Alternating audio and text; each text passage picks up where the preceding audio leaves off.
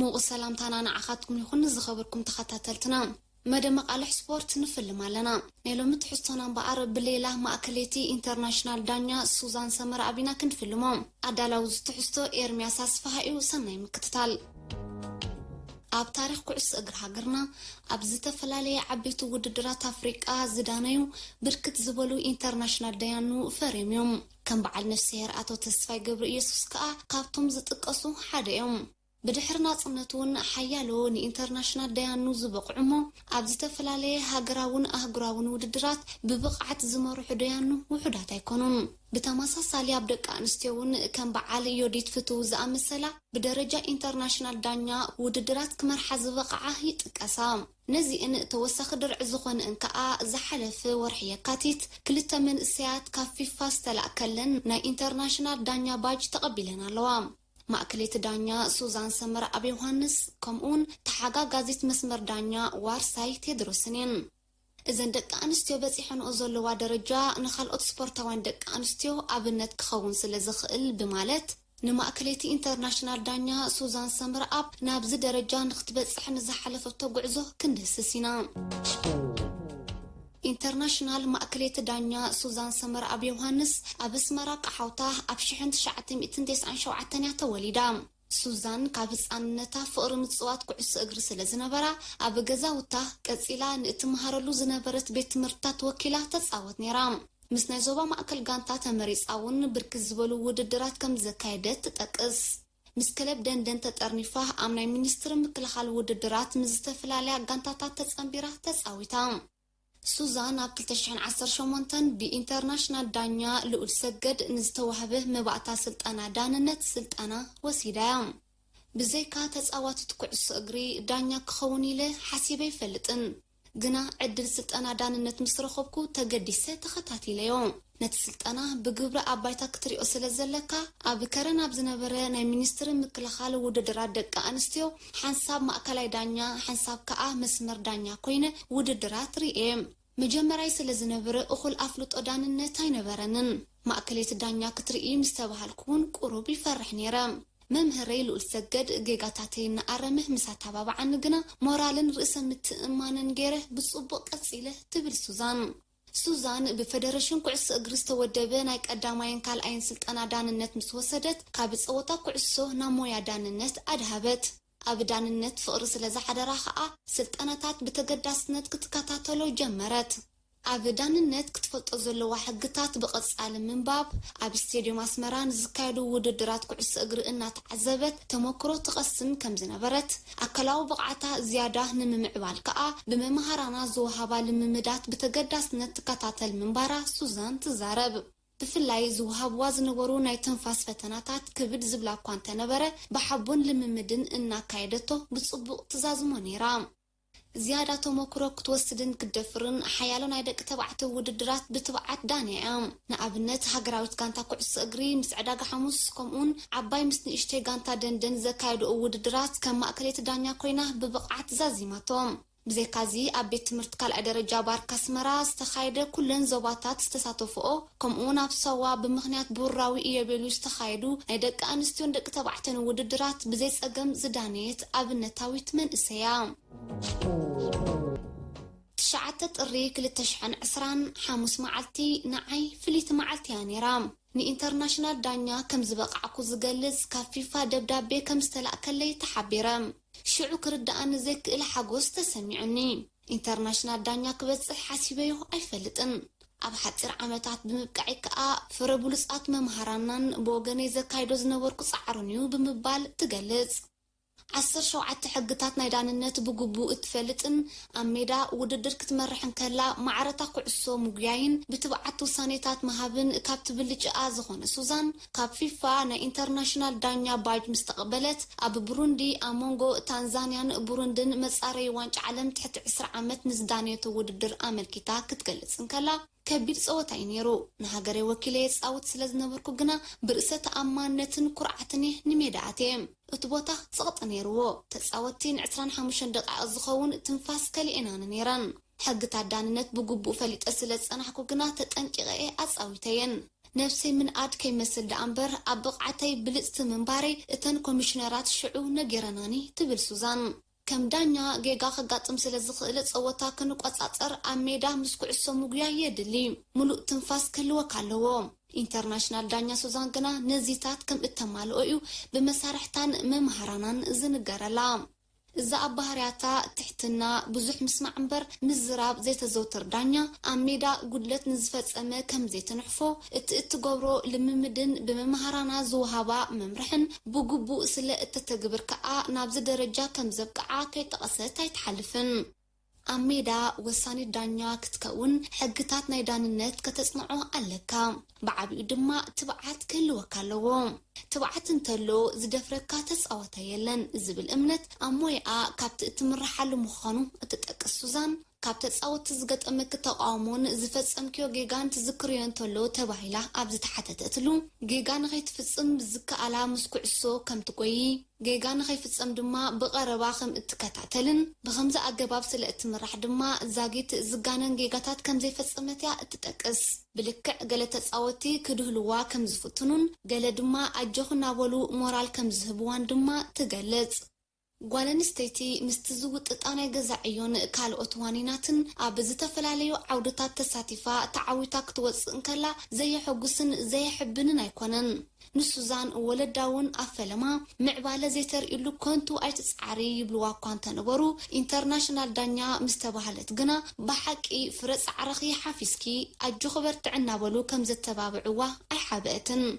ደቂ ኣንስትዮ ከጋጥመን ዝኽእል ማሕለኻታት ሰጊረን ራእይ ክህልወን ኣለዎ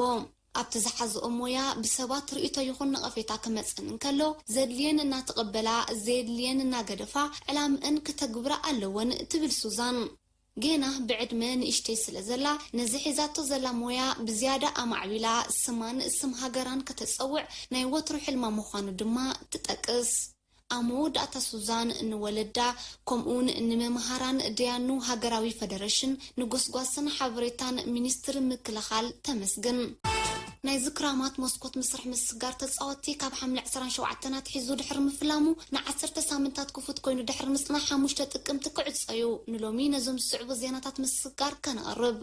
ናይ ክንፋት ቃይ ቦርንማውዝ ዴቪድ ብሩክስ ኣብ ዓይኒ ዩናይትድ ከም ዝኣትወን ኣብ ዝክራማት ድማ እዛ ክለብ ናብ ሜዳ ኦልድ ትራፎርድ ከተሰጋግሮ መደብ ከም ዝሓዘት ማንቸስተር ኢቭኒንግ ኒውስ ዝተባሃለት መርበብ ሓበሬታ ኣፍሊጣ እዚ ወዲ 23 ዓመት ዋጉ 40 ሚልዮን ፓውንድ ተተመኒ ዘሎ በዚ ድማ ሬድ ዴቪልስ ነዝተጻወታይ ከም ኣማራጽ ናይቲ ካብ ቦርሳ ዶርትመንድ ናይ ምስጋር መስርሕ ፈሰላ ጃዶን ሳንቾ መተካእታ ክትገብሮ ከም ዝኾነ ይገልጽ ኣሎ ማንቸስተር ዩናይትድ ኣብ ልዕሊ ብክለባት ኣርሰናልና ፖለንድ ዝድለ ዘሎ ጋብሪኤል ማጋላስ ዘለዋ ተገዳስነት ክሳዕ መወዳእታ ብምርኣይ ንምፍራሙ ምስ ወከልቱ ዝርርብ ከም ዘካየደት ክፍለጥ ተኻኢሉ ኣርሰናል ቦገና ኣብ ልዕሊ ዝብራዚላዊ ዘለዋ ድሌት ካብታ ድሒራ ዝተመሓየሸ ውዕል ዘምፀት ናፖሊ ዝቕድም ምንባሩ ዝዝከር እዩ ኣብ ዝሓለፈ ወርሒ ስካይ ስፖርት ከም ዝገለጾ ማንቸስተር ዩናይትድ ናይ ማጋላስ ኩነታት ክትከታተል ከም ዝጸንሐት ይዝከር ምስኡ ግና ዝኾነ ምውዓል ይኹን ዝርርብ ኣይሰለጠትን በቲ ኮይኑ በቲ ግና ማጋላስ ኣብ ዝክራማት ብ27 ሚልዮን ፓውንድ ናብ ለንደናዊት ወይ እውን ማንቸስተራዊት ክለብ ክሰጋገር ከም ዝኽእል ይትንተን ጋብሪኤል ማጋላስ ኣብ ካልኣይ ዲቪዥን ክለባት ብራዚል ኣብ እትነጥፍ ጋንታ ኣቫይ ናይ ፀወታ ህይወቱ ዝፈለመ ኮይኑ ድሕሪ 21 ግጥማቱ ኣብታ ጋንታ ኣብ ወርሒ ጥሪ 2017 ብ1.5 ሚልዮን ፓውንድ ናብ ክለብ ሊለ ብምምጻእ ናይ ኤውሮጳ ፀወቱ መወሰ ጋብሪኤል ግና እዚ ናይ ሊለ ጉዕዝኡ ብቐሊል ክርዕሞ ተጸጊም እዩ ናይ ዝውፅኢት ድማ ክልተ ግዜ ብልቓሕ ምስ ክለባት ትሮየስን ዳይናሞ ዛግረብን ክትጻወት ተገደደ ኣብ ለካቲት 2019 ናብ ሊለ ተመሊሱ ድማ ምስ ናይ ማእከል ሜዳ ተኸላኻላይ ናይ ቅድም ተጻዋታይ ሳውዝሃምፕተን ጆዜ ፎንቴ ጽቡቕ ምውሃድ ብምርኣይ ኣንጸባረቐ በዚ ድማ ሊለ ኣብ ሊግ ፈረንሳ ንፒኤስጂ ተኸቲላ ካልኣይ ደረጃ ብምሓዝ ድሕሪ ናይ 7 ዓመታት ብኩራት ኣብ ዓመተ ፀወታ 2018-19 ናብ መድረኽ ቻምፒየንስ ሊግ ክትምለሳ ኻላ እዚ ብዝተፈላለየ ኤውሮጳውያን ክለባት ዝህደን ዘሎ 22 ዓመት መሊኡ ዘሎ ማጋላስ ሳብዚ ዓመቱን ኣብ ፈረንሳን ኣብ ቻምፒየንስ ሊግን ብሉጽ ብቕዓት ብምንጽውራቅ ደሚቑ እዩ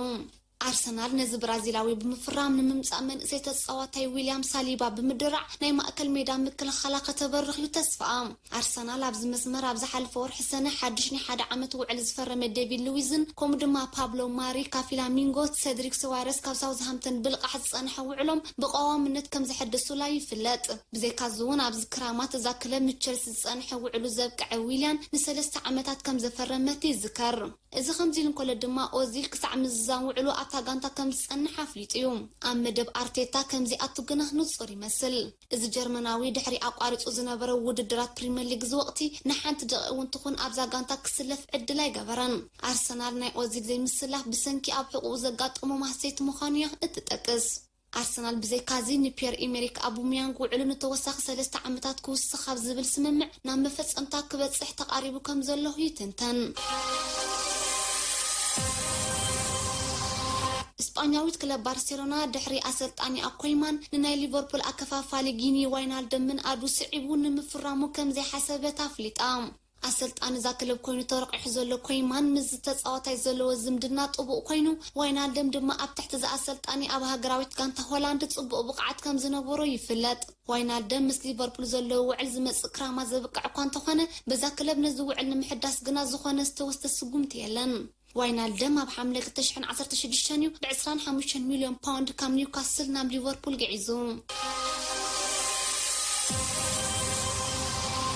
መንሰይ ተጻዋታይ ባርሴሎና አንሱ ፋቲ ጆርጅ መንደዝ ሓድሽ ወኪሉ ገይሩ ከም ዝቆጸሮ ሞንዶ ዲፖርቲቮ ኣፍሊጣ መንደዝ ወኪል ናይ ከም በዓል ክርስቲያን ሮናልዶ ኔልሰን ሴሜዶን አንከል ዲ ማርያን ካልኦት ከዋኽብትን እዮም እንትኾነ ግን እቲ ቀንዲ ኣዛራብ ዝኾነ ወኪል ናይ ተጻዋታይ ዝነበረ ሓውን ሊዮኔል ሜሲ ዝኾነ ሮድሪጎ ሜሲ ብምንባሩ እዚ ምቕያር ናይ ተጻዋታይ ናብዚ ወኪል ናይቶም ብልጻት ተጻዋትን መቀናቐት ሜሲ ዝኾነ ሮናልዶን ኣዛራብ ኮይነሎም ምክንያቱ መቐየሩ ምክንያት ክሳብ ሕጂ ስለ ዘይተፈልጠም ኢብራሂሞቪችን ኤሲ ሚላንን ናይ 2021 ዓመት ጸወታ ኣብ ስምምዕ ክበጽሑ ተቃሪቦም እዛ ጋንታ ኢብራሂሞቪች ናይ 1 ዓመት ውዕል ምስ ማእከላይ መጠነ ደሞዝን ዝብል ስምምዕ እታ ጋንታ ክትኣኻኸብሉ ተሓሲቡ ኣብ ዘሎ ሶኒ ማዓልቲ ክሰማማዓሉ ተስፋ ኣሕዲራላ እዚ ሽወደናዊ ንሮዜኔሪ ኣብ 20 ግጥማት 11 ሸቶታት ከም ዘመዝገበላ ይፍለጥ ማንቸስተር ሲቲ ናይ ፔፕ ጋንታ ንምሕያላ አንቂዳ ሲቲ ንሊቨርፑል እትዕብል ጋንታ ንምህናጽ ዝተፈላለዩ ተጻወትን ንምፍራም ዝሕግዛ ናይ 300 ሚልዮን ፓውንድ ወጻኢታት ክትገብር ምዃና ዝተፈላለዩ ምንጭታት ዝሃቦ ጸብጻባት ሓቢሩ ንሌሮይ ሳነ ብምውጻእ ንፌራን ቶሬዝን ናታህ ኣከን ብምምጻእ ጽቡቕ ዕዳጋ ብምስራሕ ድሮ ወጻኢታት ገይራ ዘላ ሲቲ ቪንሰንት ኮምፓኒ ካብታ ጋንታ ወፂኡ ስለ ዘሎ መተካእትኡ ንምምጻእ ብቐዳምነት ጽበያ ስራሕ እዩ ናይ ቅድም ተጻዋታይ ኣርሰናልን ማንቸስተር ዩናይትድን ዳኒ ዌልበክ ምስታ ኣብዛ ዓመት ናብ ታሕተዋይ ዲቪዥን ዝወረደት ክለብ ዋትፎርድ ዘሎ ጻንሖቱ ኣብ ዝክራማት ዘብቅዕ ይመስላሎ ምክንያቱ ኣብ ውሽጢ እንግሊዝን ካብ እንግሊዝ ወጻእን ብዝርከባ ክለባት ጠለባት ይቀርበሉ ብምህላው ዳኒ ምስ ዋትፎርድ ዘሎ ውዕል ናይ 1 ዓመት እዩ ምስ ዝኾነት ክለብ ምስ ስጋሩ ክውን ክኸውን ድማ እታ እተፈርሞ ክለብ 5.5 ሚልዮን ፓውንድ መልቀቕ ገንዘብ ክትከፍል ክትግደድያ እዚ ምስ ሃገራዊት ጋንታ እንግሊዝ 42 ግጥማ ዝተሰለፈ ወዲ 29 ዓመት ኣብ 20 ጸወታታት ምስ ዋትፎርድ 3 ሸቶታት ዘመዝገበ እዩ ሮናልድ ኮማን ሓድሽ ኣሰልጣን ባርሴሎና ኮይኑ ድሕሪ መምዛዙ ናብ መሳርዕ ናይ ተክለብ ዝተፈላለዩ ተጻወት ከም ዘእቱ ይዝግለጽ ዘሎ ኣብ መጀመርታ ድማ ንሆላንዳውያን ተጻወቲ ዕላማ ብምግባር ንኸም ናይ ሊቨርፑል ኣከፋፋሊ ጆርጂኖ ዋይናልደም ኣከፋፋሊ አያክስ ዶኒ ቫን ደ ቢክ ኣጥቃዒልዮን መንፊስ ዲፓይን ኣብ ታርጌት ይእትዎም ከም ዘሎ ይግለጽ ኣሎ እዛ ክለብ ንሚራለም ፓኒት ጥራሕ ኣብ ዝናይ ምስጋር ወቅትና መሳርዕ ጽምቢራቱ ዘላም አያክስ 14 ሚልዮን ፓውንድ ወጻኢታት ብምግባር ናይ ቅድማ አጥቃዓ ዩሮጋዊ ሉዊስ ሱዋሬዝ ዳግማይ ናብ ሜዳ ክትመልሶ መደብ ከም ዘለዋ ኤል ትሪንጊቶ ኣፍሊጣ እዚ ወዲ 34 ዓመት ሱዋሬዝ ክለቡ ባርሴሎናውን ክሸጦ መደብ ከም ዘለዋ ይዝግለጽ እዚ መስርሕ ክውን ምዝኸውን ድማ ባርሴሎና ሙሉእ ኣድህቦኣ ኣብ ልዕሊ አጥቃዓ ኢንተር ሚላን ላውታሮ ማርቲነዝ ክትገብርያ ማለት እዩ አርሰናል ዝሓሸ መጠን ገንዘብ ንዝቀረበት ክለብ ተኸላኻሊ ሄክቶር በለሪን ክትሸጦ ከም ዘለዋ ናይ ቅድም ኮብ ተጻዋታይ ናይ ክለብ ቻርሊ ኒኮላስ ንስካይ ስፖርት ሓቢሮም ንሱ ወሲኹ ኣሰልጣን ሚኬል አርቴታ ንሽኹድራን ሙስታፊ ሶቅራጠስን ሮብ ሆልዲንግ ካሉም ቻምበርስን ካብታ ክለብ ክሸጦም ከም ዘለዎ ኣፍሊጥሎም ኦሊጎናል ሶልሻየር ኣብ ሓለው ትውልዳቱ ኣመልኪቱ ኣብ ሓደ ውሳነ መብጽሑ ተገሊጹ ዝመጽ ዓመት ምን ቀዳማይ ሓላው ውልዳት ይኹን ኣብ ዝብል ሕቶ ከቢድ ውሳነ ይጽበየሎ ተባሂሉ ጸንሐ ኣሰልጣን ማንቸስተር ዩናይትድ ኦሊጎናል ሶልሻየር በቲ ምስ ብዙሕ ጌጋታቱ ነዚ ዓመት ዝወዳእ ዲሃያ ክቕጽል ድሕሪ ምውሳኑ ነቲ ብልቕሕ ኣብ ሸፈልድ ዩናይትድ ክጽወት ዝጸንሐ ዋንነቶም ዝኾነ ዲኒ ሄንደርሰን ደጊሙ ንሓደ ዓመት ከለቁሖ ምውሳኑ ይገለጽ ኣሎ ኣብ ግጥም ፍርቂ ፍጻሜ ኤፍኤ ካፕ ኣንጻር ቸልሲ ዩናይትድ 3-1 ኣብ ዝተርታዓትሉ ጸወታ ኣብ 3 ሸቶታት ጥፋት ዝፈጸመ ዲሃያ በዚ ብሉጽ ብቕዓት ከንጸባርቕን ኣብ 13 ጸወታታት ሰርቶ ከይተመዝግቦን ንሸፈል ተወዳዳሪት ጋንታ ምግባራን ዘበርከተ ዲን ሄንደርሰን ክትካል ንዝጸንሐ ትጽቢት ሶልሻየር አንጻራዊ ተበግሶ ወሲዱ ዘሎም እዚ ንሓላዊ ውልዳት ኤቨርተን ጆርዳን ፒክፎርድ በሊጹ ኣብ ሃገራዊት ጋንታ እንግሊዝ ቀዳማይ ተሰላፊ ክኸውን ትጽቢት ተነቢርዎ ዘሎ ዲን ሄንደርሰን ብውሳነ ሶልሻየር ተቆጢዑ ናብታ ልዑል ተገዳስነት ሕዲራቱ ዘላ ቸልሲ ክጽምበር ኣብ መደምደምታ ክበጽሕ ከም ዝኽእል ዝግለጽ ጋዜጣ ሚረር ከም ዝገለጾ ግን ሶልሻየር ነቲ ንነዊሕ ዓመታት ንማንቸስተር ዩናይትድ ከበርክተላ ጽንሐን ኣብ 3 ዓመታት ድማ ብሉጽ ተጻዋታይ ክለብ ክጽዋዕ ዝኽኣለን ዲያያ ብውሕዱ ነዛት 7 ዓመት ውድድር ዕድል ክህቦ መሪጽሎም ኣርጀንቲናዊ ሓላዊ ውልዳት ማንቸስተር ዩናይትድ ሰርጂዮ ሮሜሮ ክወጽእ እንተዘይሓቲቱ ማንቸስተር ዩናይትድ ነዚ 12 መስከረም ትጅምር ሓዳስ ዓመት ውድድር ብዝነበረቶ ንዲያያ ቀዳማይ ሓላዊ ውልዳት ንሮሜሮ ድማ ካልኣይ ጌራ ክትጓዓዝ መደባ ስለዚ ድማ ንዲን ሄንደርሰን ከይሸጠት ዝመጽእ ዓመት ኣለቂሕቱ ክጽንሕ ወሲና ዝበሃል ዘሎም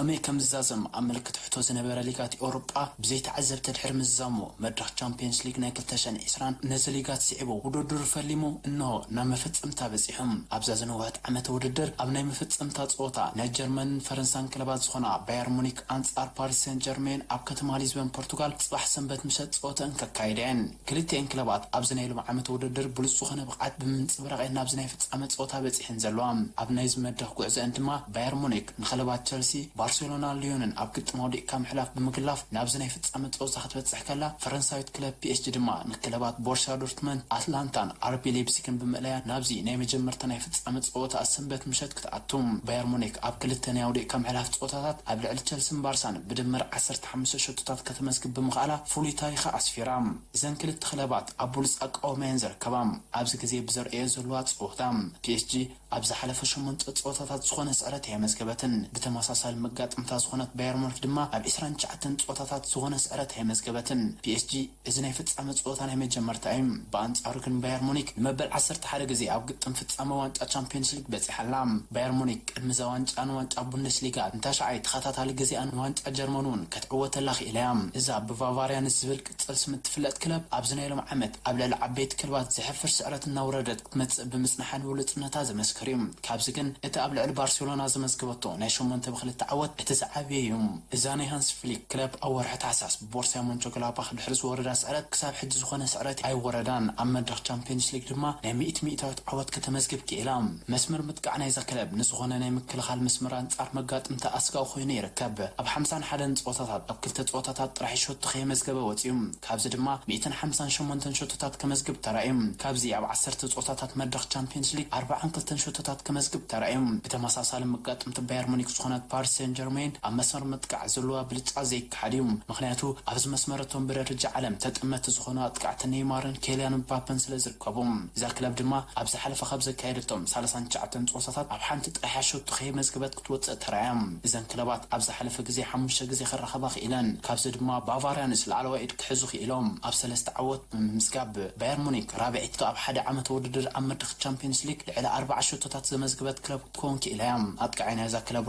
لواندوسكي دحر كريستيانو رونالدو أبز مدرخ على 15 شوطات أب حدا عمت ودر زمزجبك كونك إليهم توسخ باير مونيك أبز عمت ودر أب كلنا تشامبيونز ليج صوتات أب 10 مخانيو عوت مسكاب أبزنا يفتس صوتا بمبصح حدش تاريخ مسكيب اللام بغالب وجن باريس سان جيرمان كابت مسرت مبل 5 عمتين بقطر وين سحبت كابتونا ندما إذن مجمرتا تاريخيم بتاريخ تمتينا استفرالي تنتنتي زصوتا قد داويتن غوليان مخانيم زغلصوم بلكع ترينا دما ناي بحقيوم مخنياتو باريس سان جيرمان ابز مدرخ زخونه تاريخ يبلان بانصارو ترينا باير مونيكن ابز مدرخ كابتن زل على غزي نزوان تزل على كلبات كتكون كيليام دحر كلبات ريال مدريد اي سي ميلان ليفربول كتسرع بمخالام ابزنا يصبح سنبت صوتا مستعود دما ببزح نزوان بملعب مس ليفربول كتمعراريام انتو غنا اذا فرنساويت كلب اما سارع حساتهم زلا تتصوتي 5 تتصوت طرح واقوم 435 مليون بوند يبصح نزوم تتصوتي نيمار مبابي ماور إيكاردن أنكل دي ماريانيوم أباير مونيك ካብ ዘለው ተጻወቱ ዋጋኦም ዝተጋነነ የለን